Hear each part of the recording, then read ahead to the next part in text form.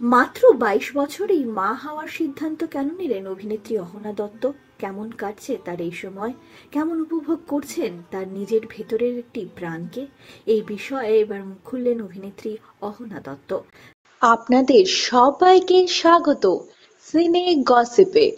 জানুয়ারি মাসেই জানিয়েছিলেন আইনি বিয়ে করেছেন তিনি দীপঙ্করের সঙ্গে। মার্চ মাসেই জানালেন তার কোলে আসতে চলেছে তার প্রথম সন্তান। কেমন কাটছে তার দিন? জনপ্রিয় সংবাদ মাধ্যমে নিজের মাতৃত্বের জার্নি, কাজ, ভবিষ্যৎ পরিকল্পনা নিয়ে মুখ খুললেন অভিনেত্রী। সংবাদ মাধ্যমে সাক্ষাৎকারে প্রথমেই জিজ্ঞেস করা হয় দিনগুলো কেমন কাটছে। অভিনেত্রী জানান ভালোই কাটছে, আসলে এতটা চাপ অনুভব করছি না এখনই, সব ঠিকঠাকই আছে। দীপঙ্কর কেমন খেয়াল রাখছে, স্পেশাল ট্রিটমেন্ট করছে? অভিনেত্রী জানান যেমন ছিলাম সেরকমই, আমার প্রেগন্যান্সি কন্ডিশন একদম স্বাভাবিক, তাই গোটা বিষয়টাও যতটা স্বাভাবিক রাখা যায় ততটাই ভালো। আমরা তো ওয়ার্কিং উমেন, আমাদের কাছে কাজটা যতটা গুরুত্বপূর্ণ তেমনই এটাও, দুটোকে ব্যালেন্স করে চলাটাই আসল। আর দীপঙ্করের যত্ন নিয়ে আলাদা করে কি বলবো, আমরা 1-1.5 বছর আগে যেরকম ছিলাম এখনো তেমনই আছি। আগেও যেমন আমার যত্ন নিত এখনো নেয়, কারণ ওর কাছে সবসময় আমি সবচেয়ে ইম্পর্টেন্ট, হেসে জানান অভিনেত্রী। জিজ্ঞেস করা হয় তুমি তো শুটিংও করছো অনুরাগের ছোঁয়ার, সেখানে সবাই কতটা খেয়াল রাখছে? অভিনেত্রী জানান ফ্লোরের সবাই জানে এখন বিষয়টা, আর আমার পরিচালক যে তিনিও চেষ্টা করছেন একটু বুঝে শুনে শিফট রাখার। কিন্তু আমার কি হয়, আমি যখন সিন করি তখন চাই নিজের 100% দিতে, ভুলে যাই যে এখন কি কন্ডিশন। হাসতে থাকেন অভিনেত্রী, জানান হয়তো খুব জোরে লাফিয়ে পড়লাম, চিৎকারের দৃশ্যে বেশি জোরে চিৎকার করে ফেললাম, তখন বুঝি না আমার এত জোরে চিৎকার করাটা ঠিক হচ্ছে না। আমাকে সেটেও সবাই বলে এখন এতটা না, যতটা শরীর মেনে চলা যায় ততটাই করো, তার বেশি দরকার নেই। ওরা ভীষণ খেয়াল রাখছে, ভীষণ সাবধানে রাখছে। এরপরের পরিকল্পনা সম্পর্কেও জানান অভিনেত্রী সাক্ষাৎকারে।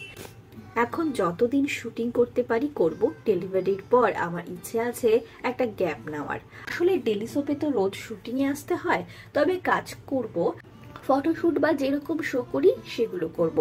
এবার সবটাই শরীরের উপর, কোনো ইমার্জেন্সি হলে তো কিছু করার নেই। 22 বছর বয়সেই মা হওয়ার সিদ্ধান্ত নিয়েছেন। কখনো মনে হয়নি খুব তাড়াতাড়ি এই সিদ্ধান্তটা নিলেন তিনি, কঠিন দায়িত্ব তার কাঁধে এসে পড়েছে। অভিনেত্রী এই বিষয়ে জানিয়েছেন না একেবারেই না, আমি তো মনে করি যে আমি সব কিছুই করতে পারি, আর শুধু আমিই নই, সব মহিলারাই সব করতে পারেন। সত্যি কথা বলতে 20 থেকে 24 বছরই হলো গর্ভধারণের জন্য সঠিক সময়। যদিও প্রথমে এতটা ভাবিনি, কিন্তু পরে আমি যখন এটা নিয়ে পড়েছি তখন দেখেছি এটাই সব থেকে ভালো সময়। একজন মহিলা সবচেয়ে বেশি স্বাস্থ্যবান থাকেন, জটিলতাও কম থাকে, এনার্জিও বেশি থাকে। সব মিলিয়ে পরে আমি যখন আমাদের এই সিদ্ধান্তকে এগিয়ে নিয়ে গেলাম, দেখলাম এটাই সঠিক সিদ্ধান্ত ছিল। এখন হয়তো সব বয়সেই লাগে, 30-এ বাচ্চা নিলেও লাগবে, 40-এ বাচ্চা নিলেও লাগবে, কারণ তুমি একদম নতুন ভাবে সবটা শুরু করছো, এত বড় একটা দায়িত্ব। ভয়ের তো আর কোনো বয়স হয় না।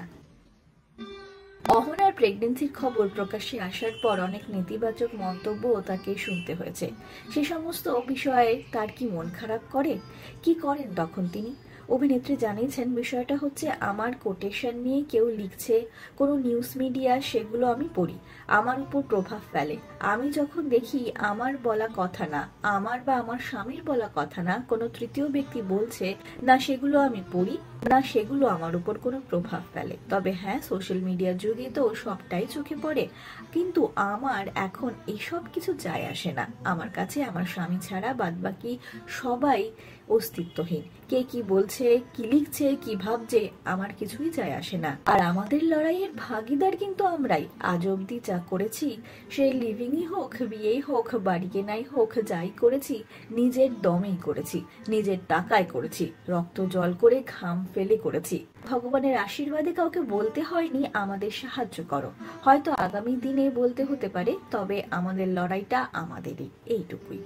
ইউএসজিতে যখন যান অভিনেত্রী তখন হবু সন্তানের ঝলক পান, তখন এক অদ্ভুত অনুভূতি হয় তার মধ্যে। এই বিষয়ে অহনা জানান, আমি যখন প্রথমবার দেখেছিলাম যে আমার মধ্যে একটা জীবন্ত প্রাণ, আমি চিৎকার করে উঠেছিলাম। আমার ডাক্তার বলেছিলেন এ কি, এরকম করতে নেই।